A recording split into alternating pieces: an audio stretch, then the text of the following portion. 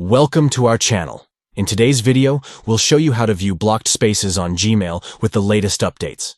If you've been trying to manage your blocked spaces and chats, we've got you covered with a simple step-by-step guide. Let's dive in. First, open the Gmail app on your Android device.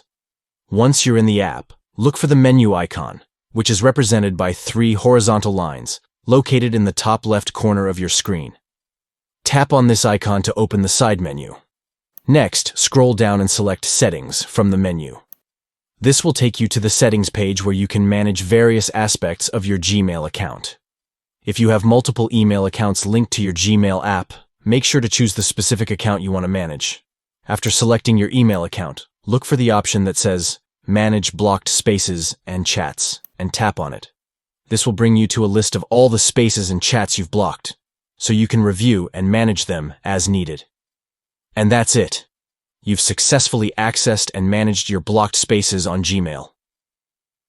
If you found this video helpful, don't forget to give us a thumbs up and subscribe for more tech tips and updates.